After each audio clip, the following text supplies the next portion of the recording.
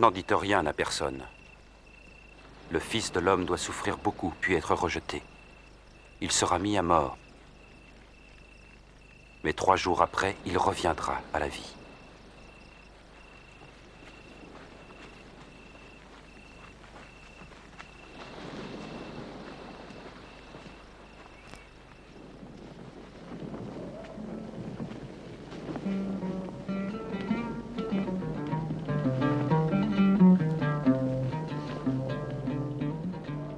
Qui d'entre vous me suivra? Je te suivrai, Seigneur. Mais d'abord, laisse-moi aller dire adieu à ma famille. Quiconque met la main à la charrue puis regarde en arrière n'est pas fait pour le royaume de Dieu. Si quelqu'un veut venir à ma suite, qu'il renonce à lui-même et prenne sa croix chaque jour et qu'il me suive. Car celui qui veut sauver sa vie la perdra. Mais celui qui perd sa vie à cause de moi la sauvera. À quoi sert-il à un homme de gagner le monde entier s'il perd son âme?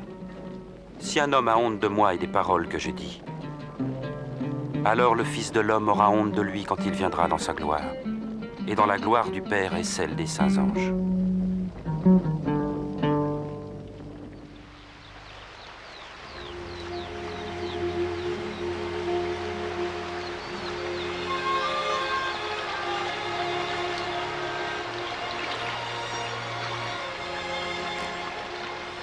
Apprends-nous à prier, comme Jean l'a appris à ses disciples. Quand vous priez, dites « Notre Père qui es aux cieux, que ton nom soit sanctifié, que ton règne vienne, que ta volonté soit faite sur la terre comme au ciel. Donne-nous chaque jour notre pain quotidien. Pardonne-nous nos offenses, comme nous pardonnons aussi à ceux qui nous ont offensés. Protège-nous contre la tentation et délivre-nous du mal. »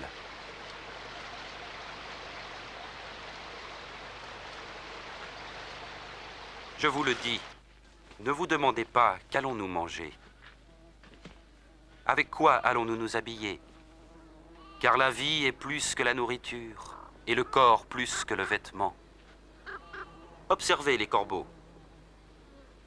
Ils ne sèment, ni ne moissonnent, ils n'ont ni cellier, ni grenier, et Dieu les nourrit.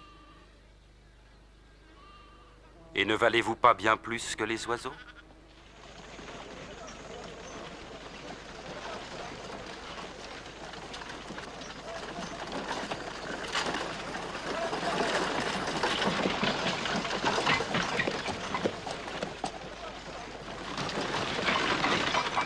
Ô bon maître, que dois-je faire pour obtenir la vie éternelle?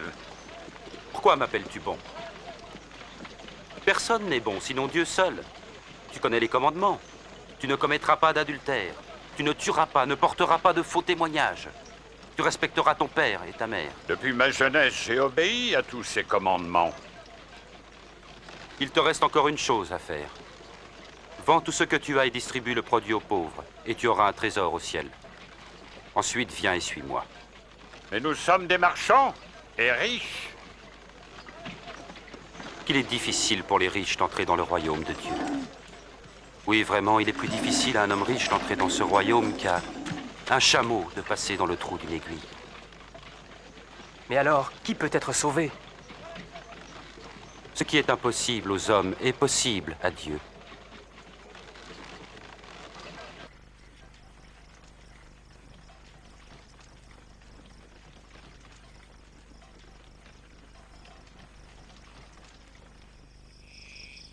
Il est en fait plus facile au ciel et à la terre de disparaître qu'au plus petit détail de la loi de s'effacer. Bien des prophètes et des rois auraient voulu voir ce que vous voyez, mais ne l'ont pas vu. Entendre ce que vous entendez, mais ils n'ont rien entendu. Que devons-nous faire? Dans la loi, qu'est-il écrit? Et comment la comprends-tu? Ton Seigneur Dieu, tu aimeras de tout ton cœur, de toute ton âme, de toutes tes forces et de toute ta pensée. Et tu aimeras ton prochain comme toi-même. Tu as raison, fais cela et tu vivras. Mais qui est mon prochain? Pas ces soldats-là. Et que dire de César? Un jour, un homme descendait de Jérusalem vers Jéricho. Des brigands l'attaquèrent. Il fut dépouillé, frappé et abandonné à moitié mort. Il se trouva qu'un prêtre passait sur cette route. Il vit l'homme, il l'évita et passa de l'autre côté. De même, un serviteur du temple passa, vit l'homme, s'écarta et s'éloigna rapidement. Mais un étranger méprisé, un Samaritain, voyageait par là et trouva l'homme. Quand il le vit, il éprouva une grande pitié. Il s'approcha de lui, pansa ses plaies en y versant de l'huile et du vin, le chargea sur sa propre monture, le conduisit à une auberge et prit soin de lui. Le lendemain, il donna 2 pièces d'argent à l'aubergiste et lui dit « Prends soin de lui, et si tu dépenses quelque chose de plus, c'est moi qui te rembourserai quand je repasserai. » À ton avis, lequel des 3 passants s'est montré le prochain de l'homme attaqué par les brigands? Celui qui était bon. Alors faites de même. Ah. Laissez les petits enfants venir à moi, ne les empêchez pas, car le royaume de Dieu appartient à ceux qui leur ressemblent. En vérité, je vous le dis, celui qui ne reçoit pas le royaume de Dieu comme un petit enfant n'y entrera jamais. Qui accueille cet enfant en mon nom m'accueille moi-même. Ainsi, il accueille aussi celui qui m'a envoyé. Car le plus petit d'entre vous tous est le plus grand.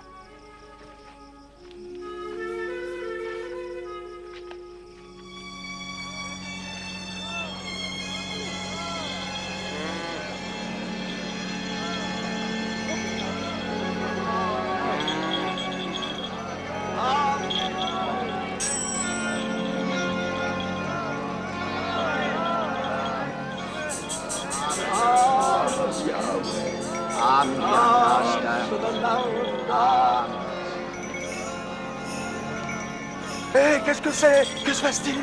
C'est Jésus de Nazareth qui passe par là.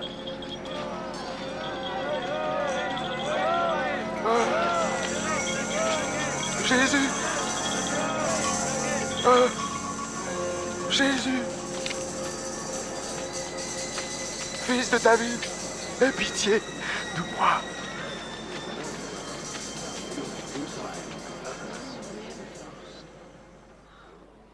Que veux-tu que je fasse pour toi? Je veux voir à nouveau.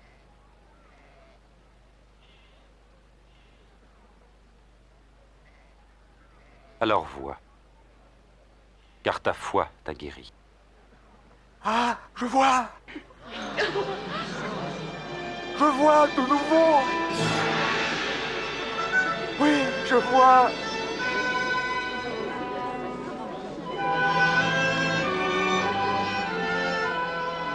Alors que Jésus faisait route vers Jérusalem, des foules venaient à sa rencontre. Tous voulaient connaître le chemin du salut et être instruits davantage sur le royaume de Dieu. Seigneur, sauve-nous! Sauve-nous! Dieu soit loué! Seigneur, montre-nous le chemin! Beaucoup de gens commençaient à l'accepter comme Seigneur et Maître. À Jéricho, un collecteur d'impôts nommé Zachée voulait tellement voir Jésus qu'il grimpa sur un arbre pour être au-dessus de la foule. Regardez, c'est le collecteur d'impôts. Zachée, descends et fais vite, car je dois loger chez toi aujourd'hui. Chez moi? Qu'est-ce qu'il va faire chez lui? Comment Zachée connaît-il Jésus?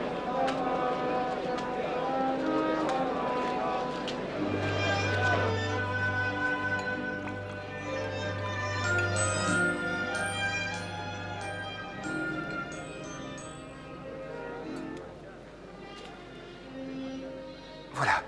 Je donne la moitié de mes biens aux pauvres. Et puis, si j'ai escroqué quelqu'un, je promets de rendre 4 fois plus.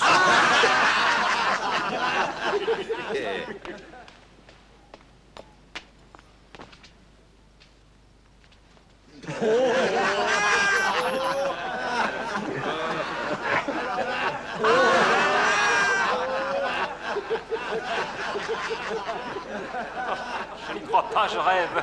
Un collecteur d'impôts qui rembourse, c'est impossible.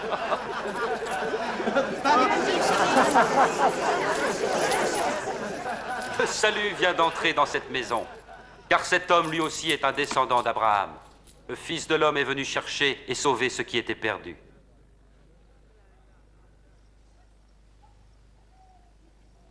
Écoutez, nous montons à Jérusalem. Ce que les prophètes ont écrit au sujet du Fils de l'homme va s'accomplir. En effet, il sera livré aux païens, soumis aux moqueries. On l'insultera, on crachera sur lui. il sera fouetté et mis à mort. Puis le troisième jour, il ressuscitera. Et Jésus prit résolument la route de Jérusalem. Tout en sachant qu'il serait mis à mort pour les péchés des hommes, Jésus se rendit sans hésitation à Jérusalem. Beaucoup de gens se réjouissaient de son arrivée et le proclamaient roi.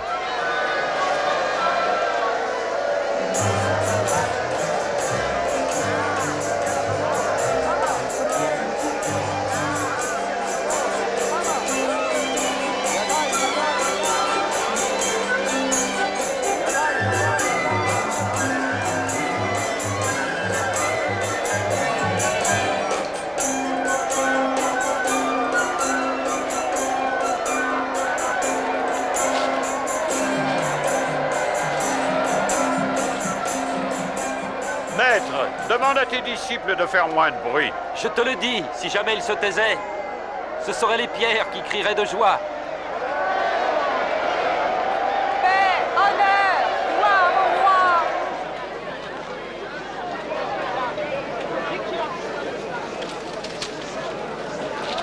Le temple de Jérusalem était devenu un marché plutôt qu'une maison de prière.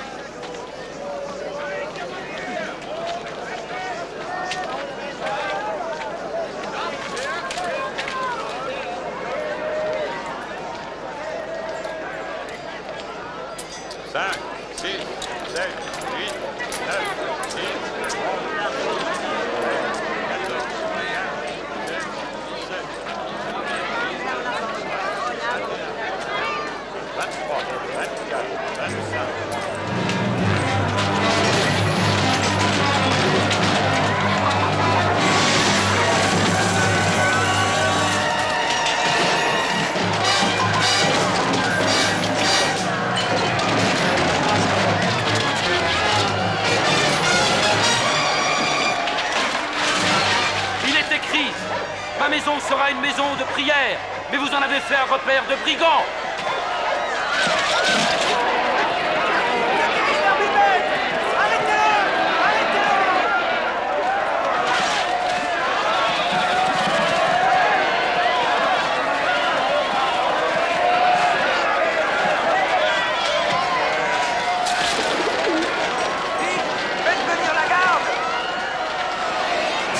L'hostilité de certains chefs religieux et politiques allait grandissant, car le peuple reconnaissait de plus en plus Jésus comme son roi.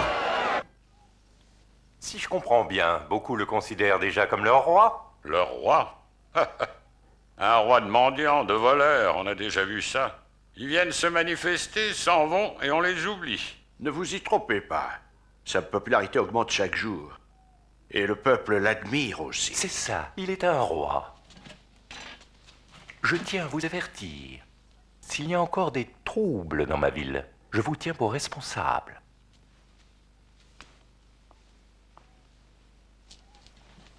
Il a peut-être raison. Il est temps de confronter ce Galiléen. À mesure que Jésus lançait ses attaques contre la clique hypocrite des chefs religieux et des anciens, sa popularité ne faisait que s'accroître. Et l'hostilité de ses ennemis en faisait autant. Dans le temple, Jésus vit une veuve très pauvre qui déposait en guise d'offrande 2 petites pièces de cuivre. Allez, donne un peu plus. En vérité, cette pauvre veuve a donné bien plus que tous les autres, car tous sont pris sur leur superflu pour mettre dans les offrandes. Mais elle, dans sa misère, a donné tout ce qu'elle avait pour vivre. Dis-nous, de quel droit agis-tu de la sorte? Qui donc t'y autorise? Je vous réponds par une question. C'est avec quelle autorité que Jean a baptisé, celle de Dieu ou celle des hommes?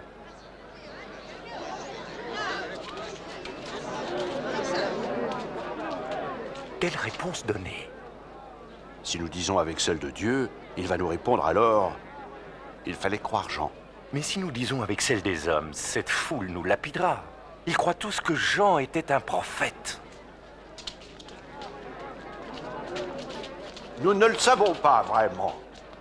Alors je ne vous dirai pas de qui je détiens mon mandat.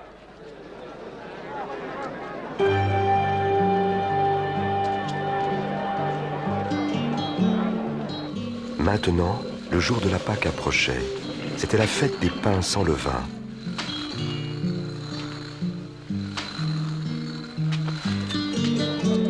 Jésus envoya Simon-Pierre et Jean pour qu'ils préparent le repas de la Pâque.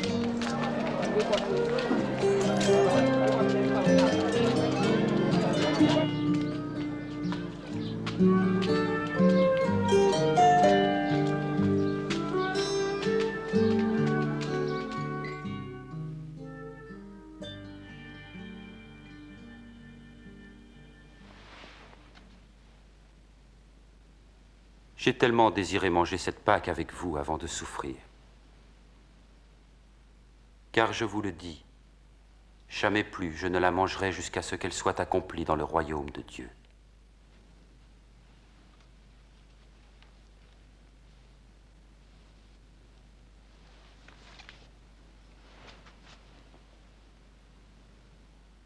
Béni sois-tu, Seigneur notre Dieu, qui règne sur l'univers, qui fait sortir le vin de la vigne. Prenez ceci et partagez entre vous. Car je vous le dis, je ne boirai plus du fruit de la vigne jusqu'à ce que vienne le règne de Dieu.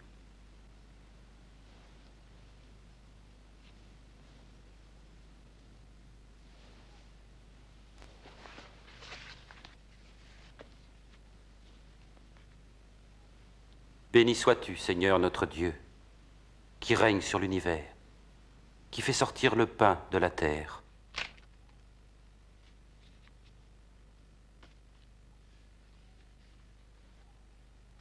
Ceci est mon corps qui est donné pour vous. Faites ceci en mémoire de moi.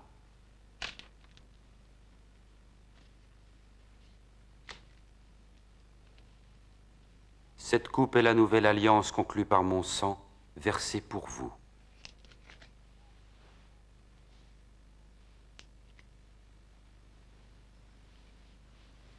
Mais voici, celui qui va me trahir est ici à table avec moi. Certes, le Fils de l'homme s'en va selon ce que Dieu a décidé, mais malheur à l'homme par qui il est trahi. C'est impossible. Je ne peux pas y croire. Impossible. Dis-nous son nom, Seigneur.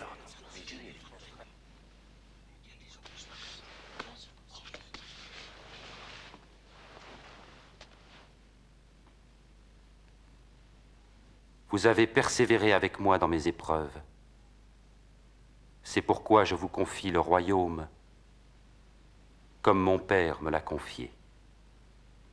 Vous mangerez et vous boirez à ma table dans mon royaume. Et vous siégerez sur des trônes pour gouverner les 12 tribus d'Israël. Il n'y a donc pas de traître. Simon, Simon, écoute. Satan vous réclame pour vous éprouver tous, pour séparer le bon du mauvais, tel le fermier qui sépare le grain de la paille. Mais j'ai prié, Simon, pour que ta foi ne défaille pas.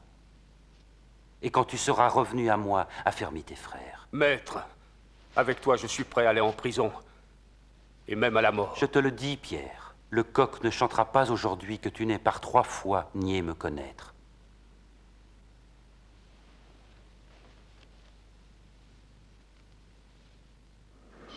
Et le conseil des anciens se réunit pour voir comment il pourrait faire mourir Jésus. C'est alors que Satan entra en Judas Iscariote, l'un des 12 disciples de Jésus. Il alla les trouver pour mettre sur pied un piège. Jésus quitta Jérusalem et se rendit au mont des Oliviers pour prier.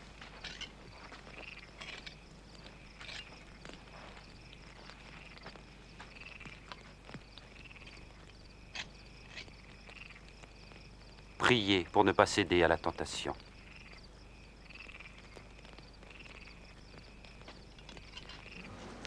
Judas Iscariote trahit Jésus pour 30 pièces d'argent.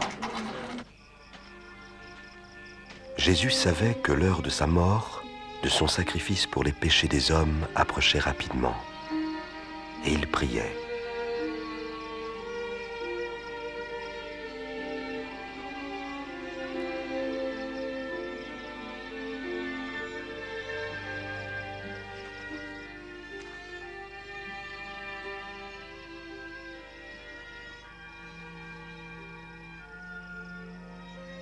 Père, si toi tu le veux, éloigne de moi cette coupe.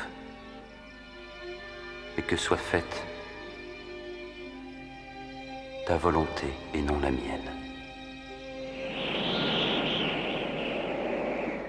Alors, un ange du ciel apparut pour le fortifier. Sa prière se fit de plus en plus pressante, et sa sueur devint comme des gouttes de sang.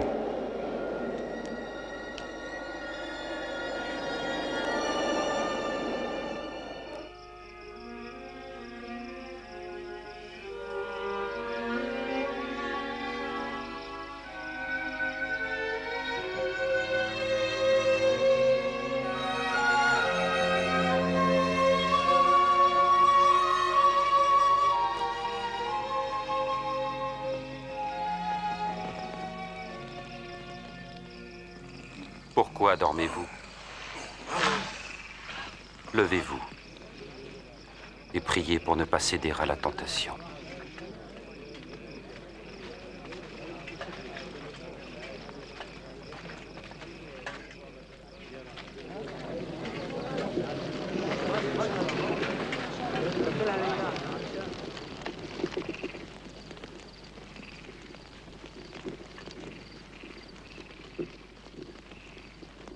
Judas.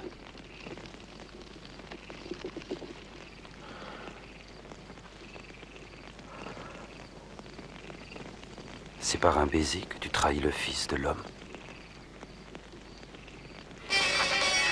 Maître, nous avons nos épées.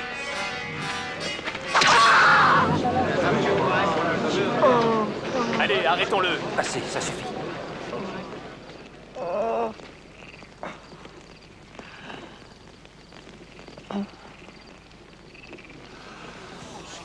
C'est un miracle.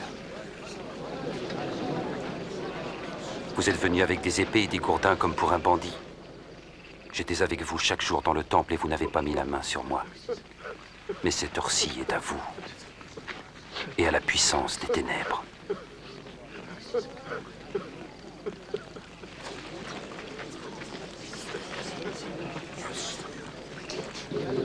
Arrêtez-le.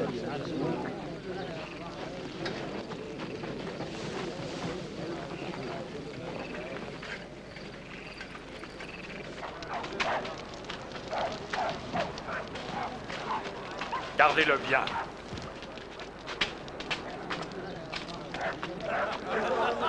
Les soldats l'emmenèrent dans la cour, le brutalisèrent et se moquèrent de lui. Et voilà le manteau du roi. Dis-nous ce qui va se passer. Est-ce que tu vas nous sauver, Majesté? Est-ce que tu vas nous sauver? J'ai vu cet homme-là avec Jésus. Femme, je ne le connais pas. Je les ai vus ensemble.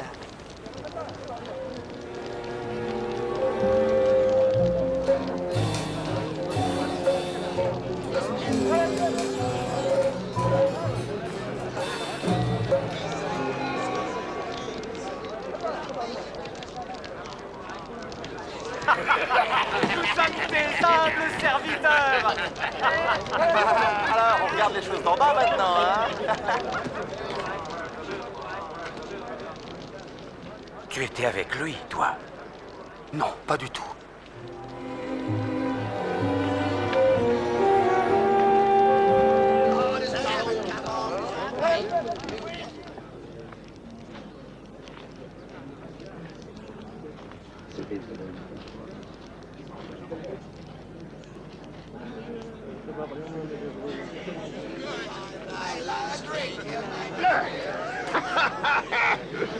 Cet homme-là était certainement avec Jésus.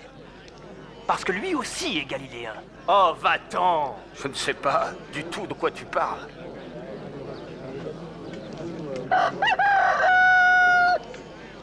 Jésus se tourna et regarda Pierre. Alors Pierre se souvint de ce que le Seigneur lui avait dit. Le coq ne chantera pas aujourd'hui que tu n'aies par 3 fois nié me connaître.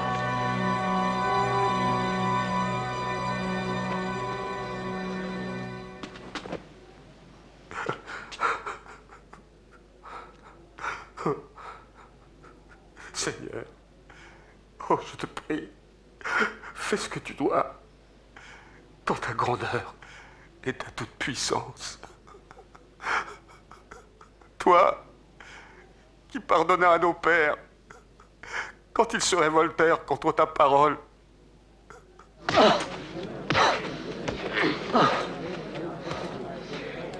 Dis-nous qui te frappe, prophétise donc. Qui va te frapper? Arrêtez! J'ai dit arrêtez! Emmenez-le au conseil. Allez!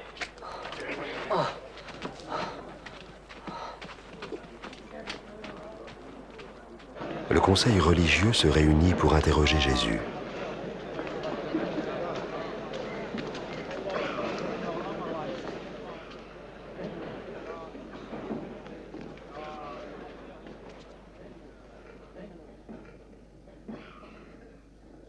Dis-nous, serais-tu le Messie?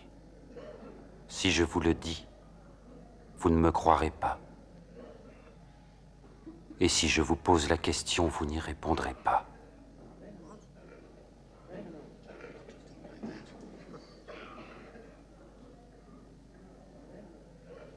Mais dès maintenant, le Fils de l'homme sera assis à la droite du Dieu très-puissant. Tu es donc le Fils de Dieu?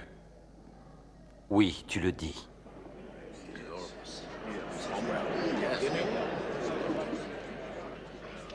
Nous avons tous entendu ces paroles.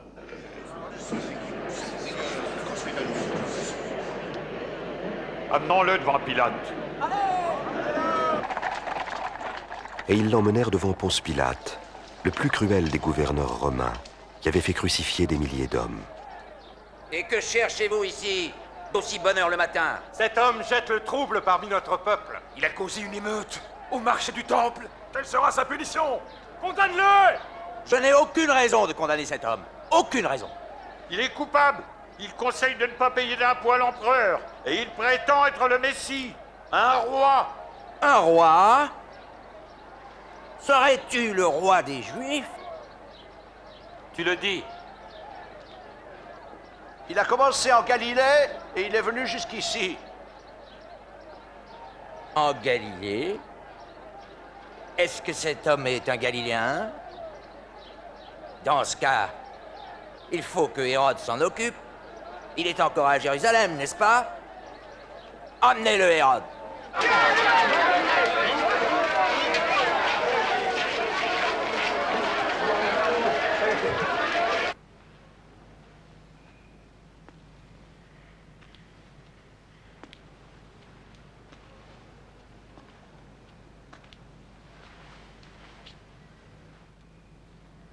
Majesté, il est accusé de corrompre notre peuple. Et il prétend être un roi. Cet homme-là, un roi?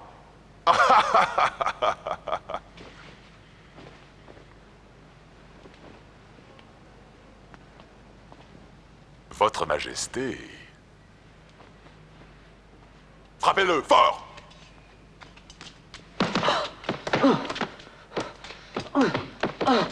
Envoyez-le à Pilate. Nous sommes dans sa province.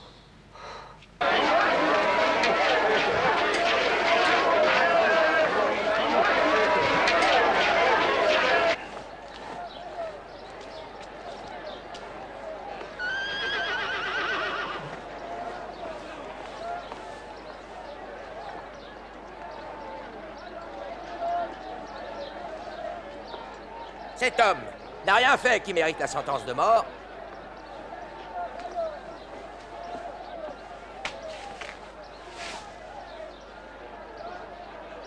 Je vais le faire fouetter et le relâcher. Nous avons obtenu que tu nous rendes un prisonnier à chaque fête de la Pâque. Alors relâche-nous, Barabbas, et fais mourir cet homme. Oui, rends-nous Barabbas.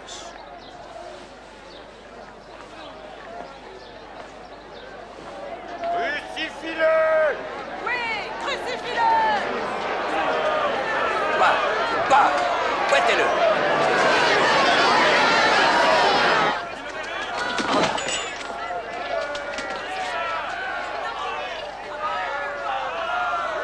Qu'est-ce que tu attends, Pilate?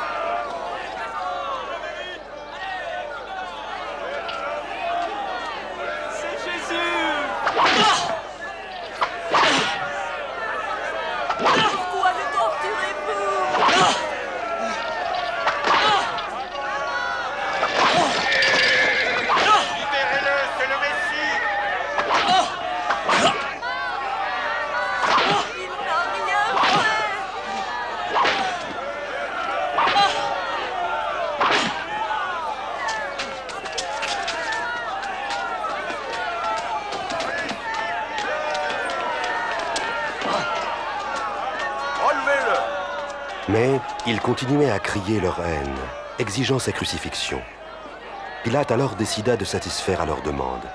Il relâcha donc celui qu'il réclamait, Barabbas, emprisonné pour une émeute et un meurtre, et leur livra Jésus pour qu'ils fassent de lui ce qu'ils voulaient.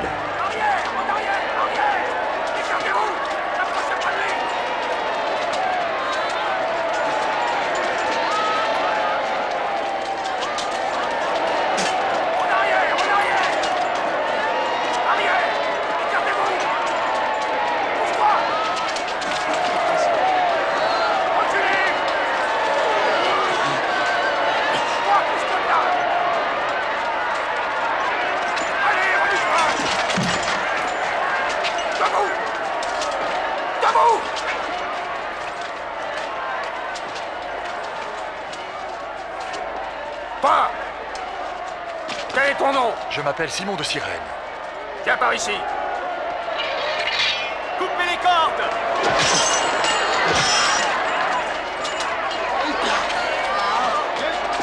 Porte-la. Allez, avance.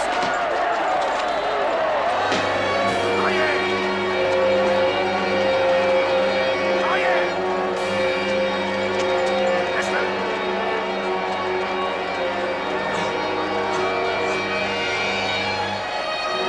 Allez, dégagez le passage.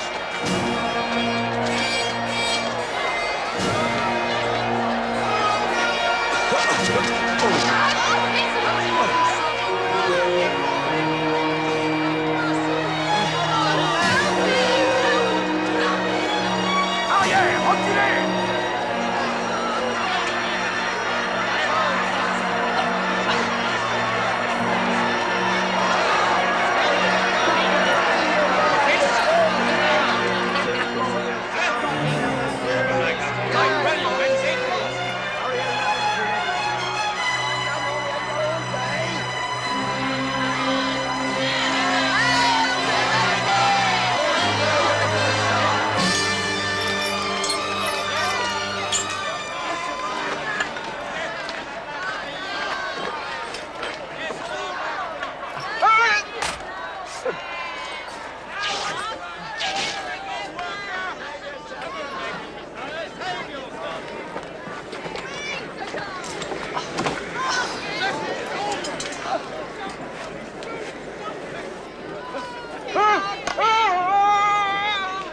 Allez, plus vite.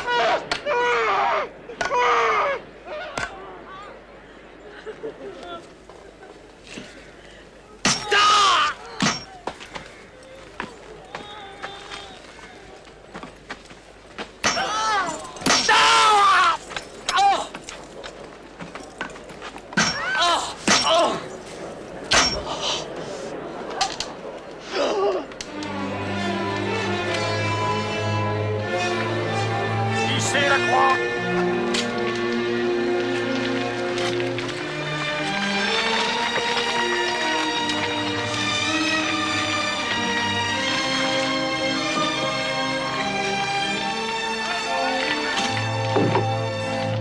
Toi, lâche le piquet.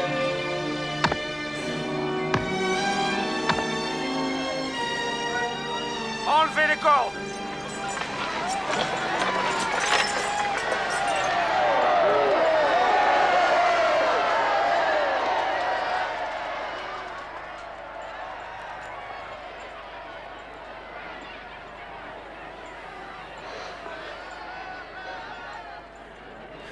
Mon Père, pardonne-leur,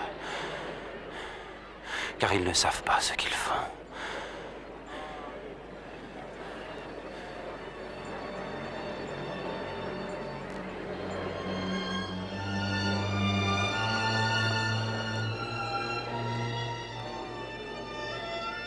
Il en a sauvé d'autres.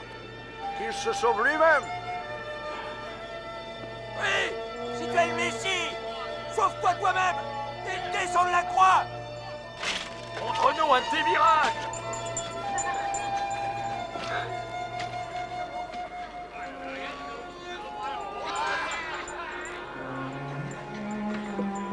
Il y avait au-dessus de lui cette inscription: celui-ci est le roi des Juifs.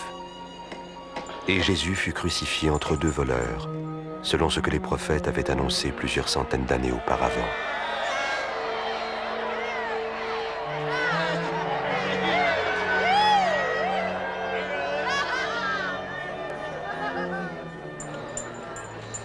Sauve-toi toi-même si tu es le roi des Juifs.